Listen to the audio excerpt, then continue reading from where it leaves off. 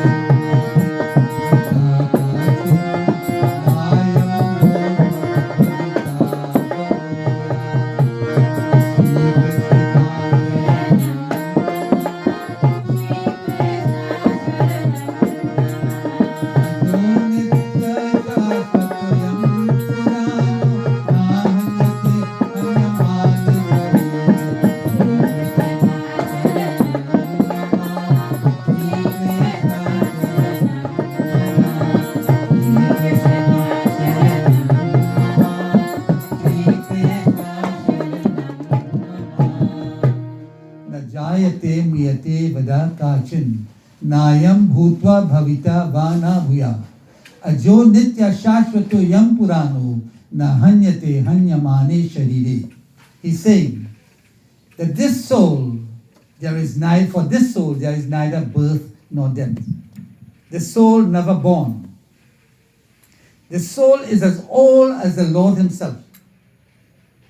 The soul does not take birth. What takes birth is this body. And this body is energized by that soul. So at no time you can say that the soul took birth. Only this body took birth. He says, he has not come into being. That soul did not come into being when it entered this body. It was always there. It does not come into being at any point in time. It was always there and will not come into being. Why? He is unborn, eternal. Ajo nitya shashvatu. Ajo is unborn, nitya eternal. Hanyamane. Shashvatu, permanent, always there. And Purano, it is the oldest. It is primeval. It is unborn. That's the nature of the soul. So he says, the soul, he is not slain when the body is slain. When the body dies, the soul does not die. It is always there. It moves on to another body. And I want to bring another verse in that same chapter 2, verse 23, he says,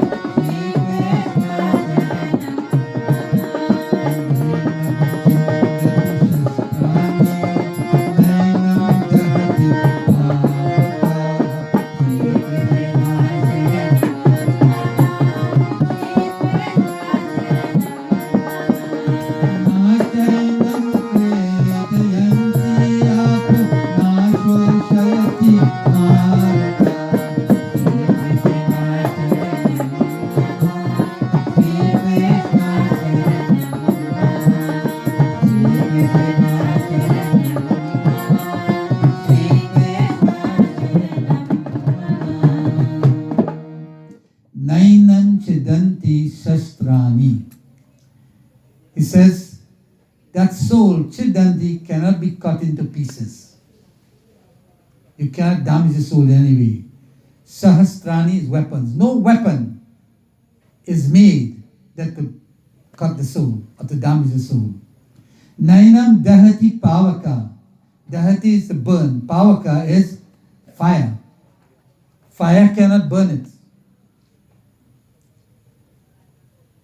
Na chainam kredyanti apu. He says that this soul cannot even be moistened. Kredyanti means to moisten or to wet. Apu is water. Water cannot wet it. He said, na shoshayati maruta. Shoshayati is to dry up. The wind. The wind, things dry up because of the wind. The wind pulls out the moisture. Take the moisture from your clothes or whatever and dries it. He says, the wind does not have that power to dry that soul. So in Polish translation it says, the soul can never be cut to piece by any weapon, nor burned by fire, nor moistened by water, nor withered by the wind. The soul is eternal. It is everlasting. Purano, everlasting. And that is the philosophy that Sri Ram is imparting to Tara. He said, Tara, this body, which is Chitti Dalapavaka Gagan Samira, Pancha Richit Yaha Adam Sadira, that this body composed of these 5 elements is no longer worthy. Soon it will deteriorate, but the soul which never dies has come to me. So what are you crying for? And the same is echoed in chapter 2 of the Gita by Sri Krishna. So the various types of scriptures are compatible with each other. They don't go against each other. They support each other. So Tulsidas sings in Chaupai.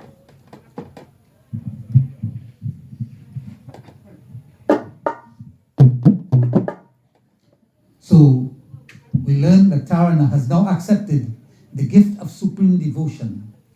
The feet of the Lord is foremost in her mind now. She has gone through that. Now sometimes we need a reminder. And Sri Ram was simply reminding, not that she didn't know. But what it tells us, that even at that stage when we reach, sometimes we break down. So all we have to do is to revert back to where we have been. And sometimes that little bit of knowledge, even though you know it, it helps. So when situations like this occur and you are in difficulties, the neighbors will come, friends will come, and they will talk to you. And after they have talked to you and give you some positive vibes, you change, you begin to change. You feel a difference. And that is the importance of friends, of relatives, of family. That is what they are there for that purpose, to bring you out of the doldrums when things are against you. So in Sri Ram Chaitman, Tulsidas sings, I have 2 more chaupan to do her to bring my lesson to an end. Tulsidas sings.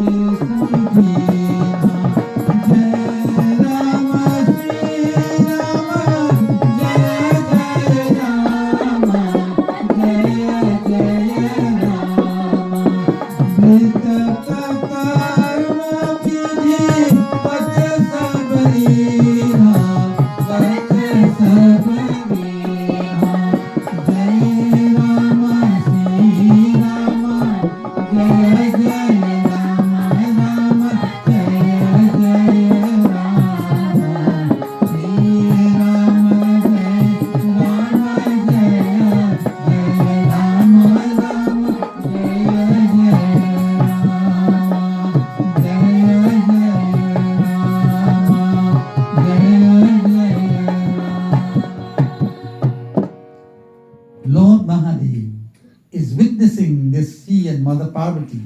They are witnessing all what is the proceedings that's taking place. And Lord Mahadev now addresses Parvati, said, Uma leaves the Lord, Mother Parvati. Uma dariyo kit ki nai, sabahi na chawat Ram Gosai. He says, O Uma, that this Almighty Sri Ram makes everyone dance like puppets.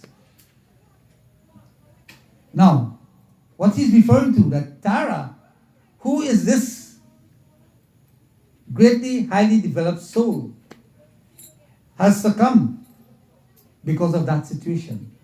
Why? Because of the Maya Jal. Because of Maya, we are all in this.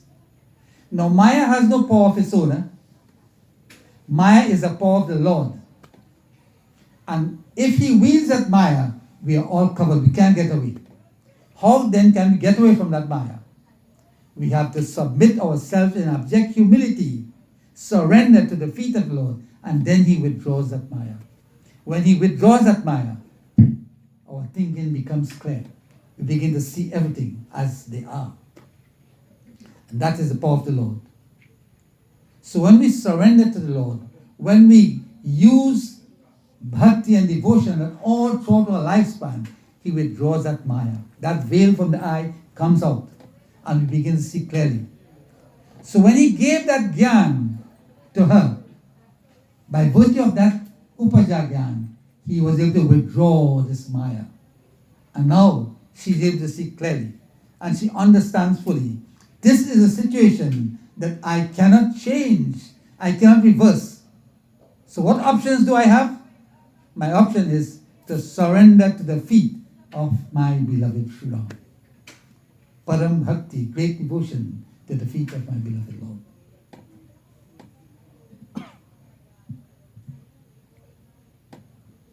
Saba Sugriva Aya Sudinha Mritaka Karma Biti Vata Sabalinha Kinha. He's saying that Rama's bidding, Sugriva performed all through Rama's instrumentation.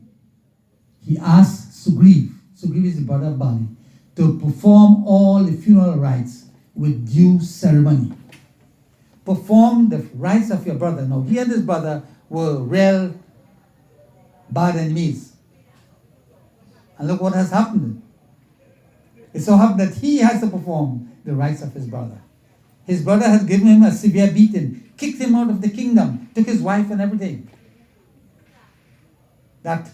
And he found solace at that time at the feet of Prabhu Sri Ram. So Sugriva now is going to perform. Sri Ram instructed him to perform the funeral rites of her brother with all due ceremony. So when we are performing the rites, we just don't do it because we have to do it. There are certain bhav, a feeling, emotion that must be involved in doing it. I am doing this for my departed father or my mother or whoever the relation is. And I'm going to do it with all my might and my power, with the greatest love at my command. This is why I'm going to do it. Because whatever I do, there are consequences. And I want the best for him or her. That's why I'm doing it.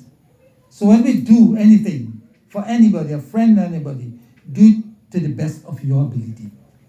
Just don't do it because you were asked to do it. Give it your best shot. If you make mistakes in giving it your best shot, that is okay.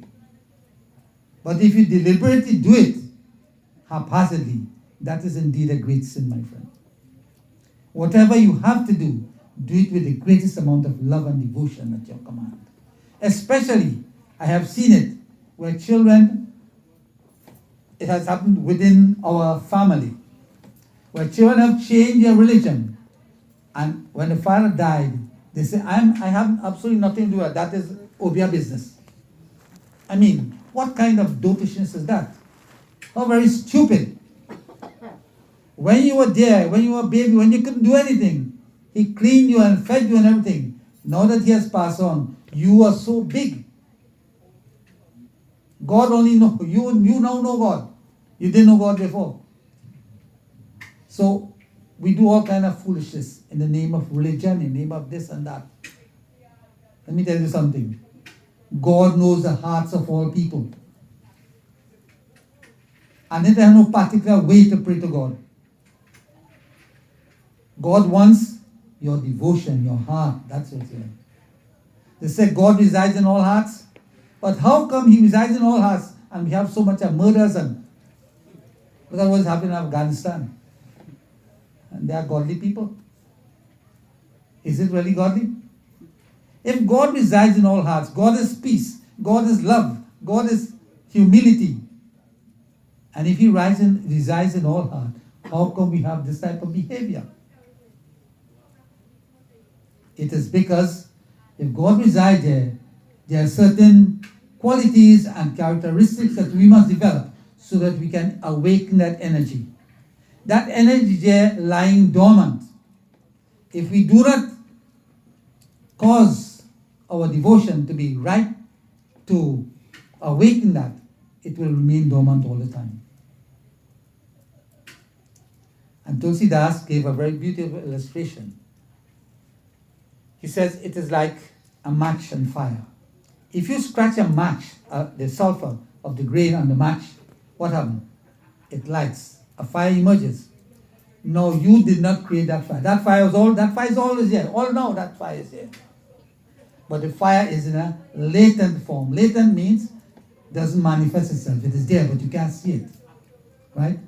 So this fire is really in a latent form. But when you struck the match, what happened? The friction caused that fire to emerge. So that fire needed a certain condition in which to manifest itself.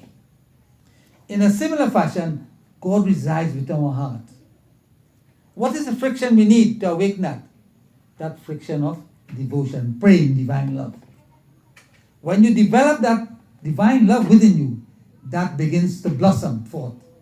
You begin to speak differently, begin to act differently, begin to think differently. Man, karam, bachan se. And you know, this person has reformed. And that is the reformation that we want in all of us. Principle Siyabar Ramachandra Bhagwan Ki Jai. So the final chaupai before the Doha Tulsidas sings.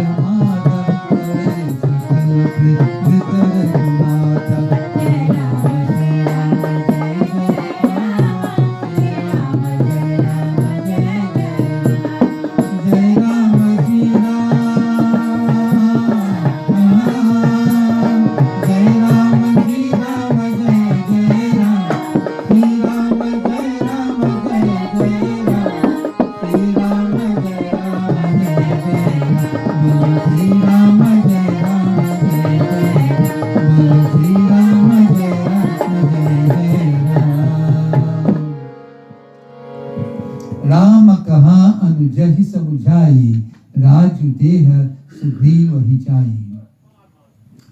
After he performed all the funeral rites and so on, Sri Ram now instructed his younger brother Lakshman to go and crown Sugriv king.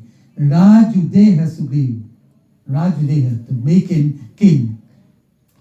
And if in absence of a ruler, if a ruler have to die, president or prime minister, you have to fill in that void as quickly as possible. Because no country could operate without leadership. So it is important that the president or the prime minister be replaced as quickly as possible the moment he is out of office. Bali was the king of that place, Kiskindha.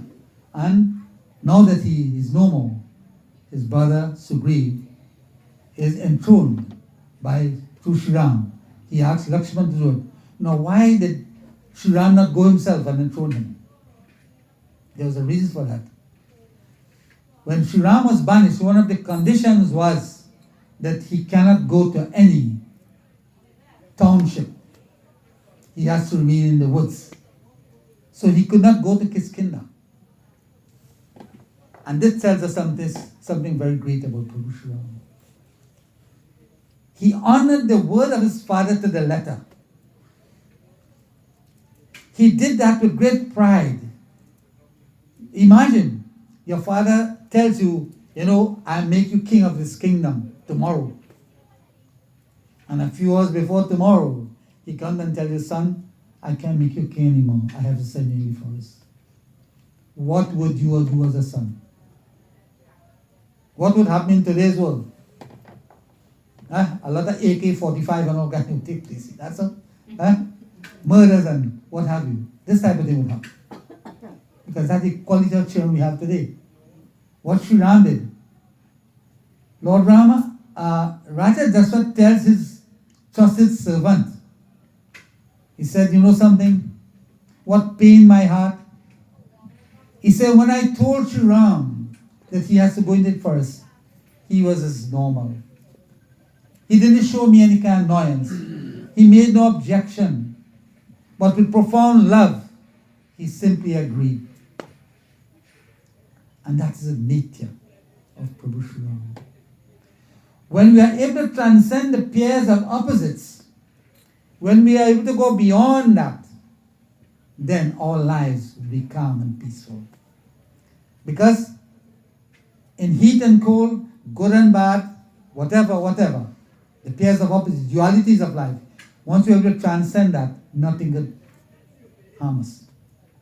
And Valmiki tells Sri Ram, my Lord, those who are able to transcend the pairs of opposites, who can maintain this equilibrium of mind in good and in bad times, he says, my Lord, such persons' hearts are all cleansed to receive you. Go there, my Lord, and make that heart your home. So, when does the Lord reside in our heart?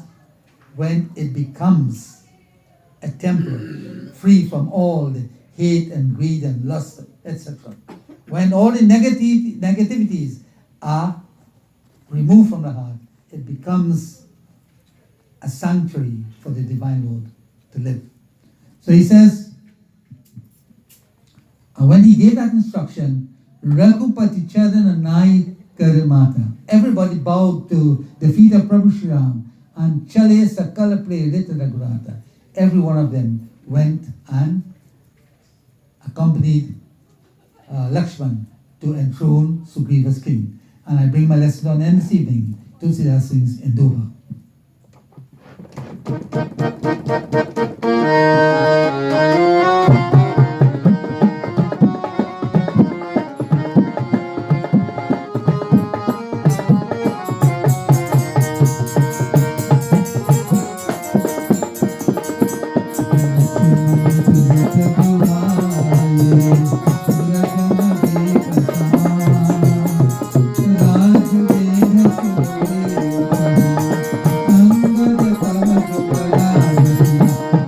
Ram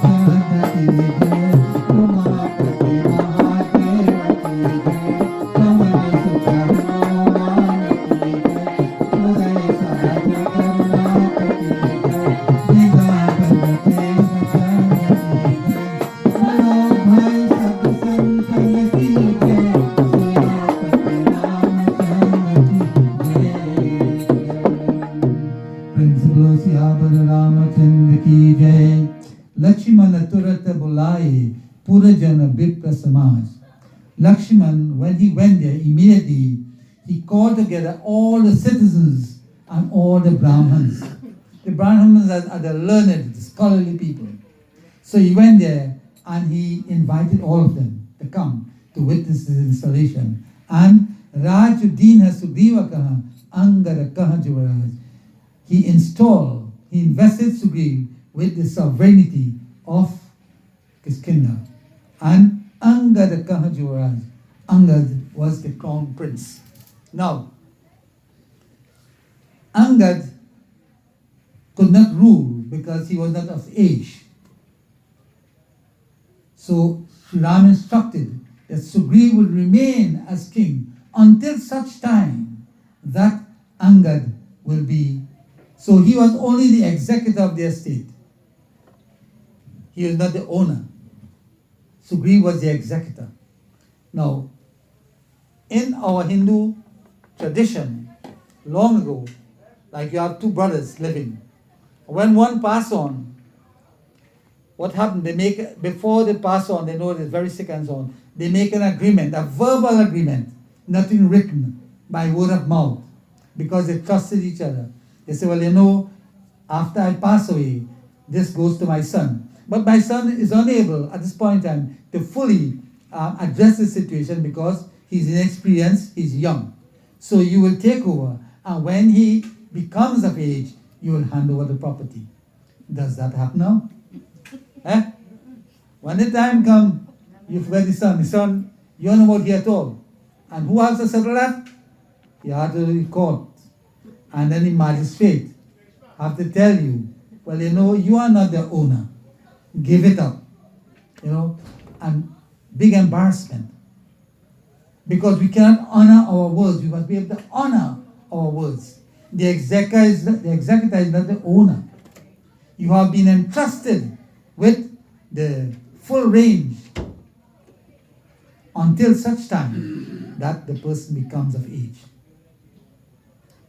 So my dear friends, in tonight's lesson, through Tara, we have learned that this is a situation, that Tara and this Tara.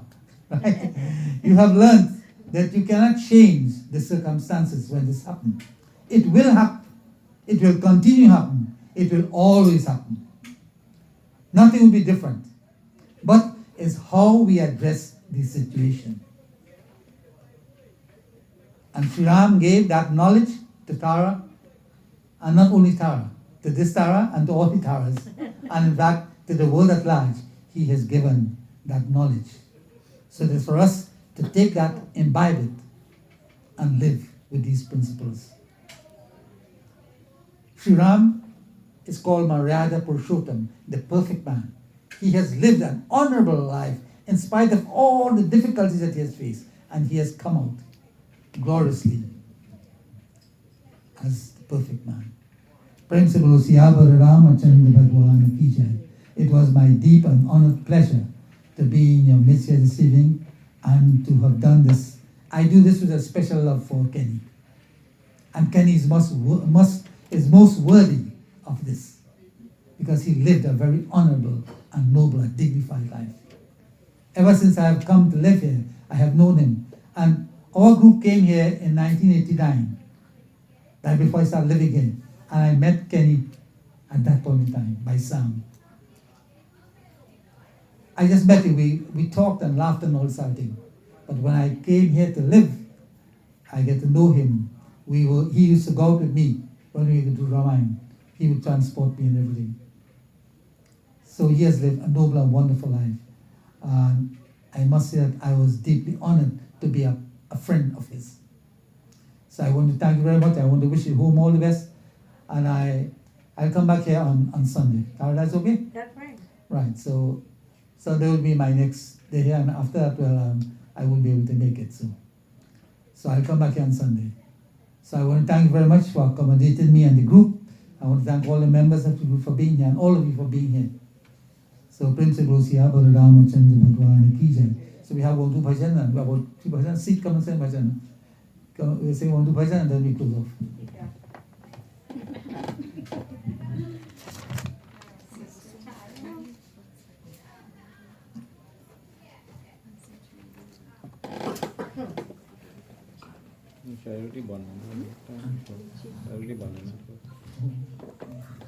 Oh yeah, after these three bhajans, I'll do the bandana for Kenny.